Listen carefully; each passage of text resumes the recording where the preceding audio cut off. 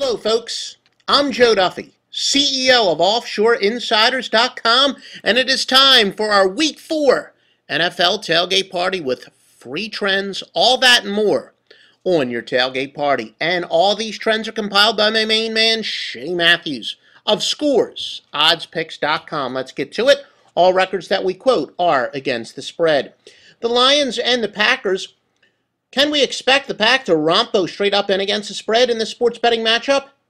They've been beaten in 7 of their last 8 against the Lions, and woeful Detroit is 3-9-1 over the last 13 trips to Lambeau Field. The over seems tempting as the Pack should score a ton, but it's important to remember that the Lions just may not. You know, the under is 6-1 over the Lions' last 7 against NFC North opponents. How about the Broncos and the Titans? From OffshoreInsiders.com, could we have a high-scoring affair on our hands? The Broncos have gone over the total, 7 of their last 8 overall.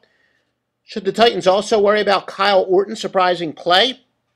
He threw for 476 total yards last week, and the Titans are 2-9 over the last 11 when allowing 250 previous yards in our passing yards, that is, in their previous game.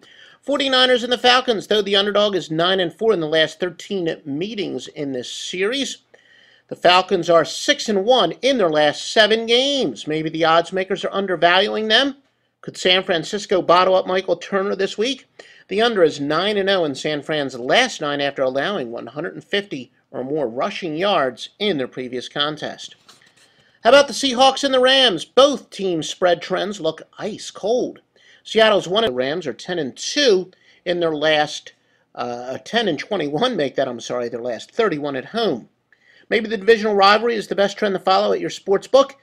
Seattle has beaten the spread 6 times against St. Louis, but will Sam Bradford's presence change things? Ravens and the Steelers. We expect a smash-mouth affair when these two teams meet. But do the books overcompensate, says my main man, Shay Matthews. Surprisingly, the series has gone over in the last 8 meetings. The Steelers are 4-0-1 over their last 5 overall. The Colts and the Jaguars. For all the talk over the years about the Colts having a strange problem beating Jacksonville, it doesn't apply at the sports book. Indianapolis is 4-1-1 against the spread in their last 6 meetings with the Jaguars. The road team has also beaten the spread 6 times in this AFC South rivalry. The Cardinals and the Chargers. Though the underdog is 4-1 over the last 5 meetings between Arizona and San Diego, the two teams haven't met for several years, so bettors shouldn't necessarily pounce on Arizona's line. Look for the Chargers to come out angry at home after a frustrating loss to Seattle. They're 5-0 over the last 5 games following a spread loss. The over looks like a solid play here. It's 5-1 over in San Diego's last 6 home games.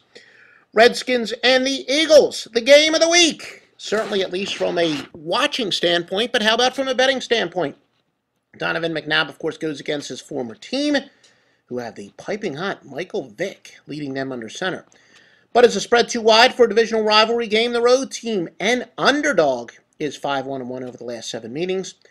Washington enters 1-4-1 in their last 6 overall.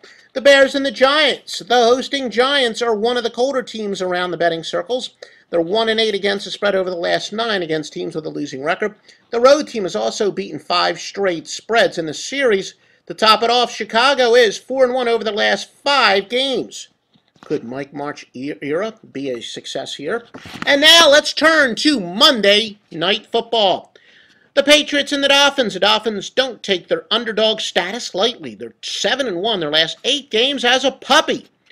They also relish divisional rivalry, having won 8-2 over the last 10 games against the AFC East and 4-1 over the last 5 against the visiting Patriots. The road team, however, is 5-1 ATS over the last 6 meetings between these squads. Now, how does all this information synthesized by the experts?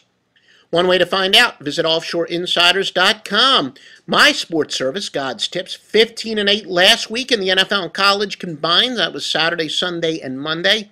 But quite frankly, most of the industry was burying you. It was a classic sharp versus squares week last week. And this week promises to be more of the same, as quite frankly, I will tell you why. The public and the squares, they tend to overreact to what has just happened in a short span. We evaluate talent and long-term data. At offshoreinsiders.com, we got Matt Rivers, the Master Lockline, Stevie Vincent, all that and more at offshoreinsiders.com.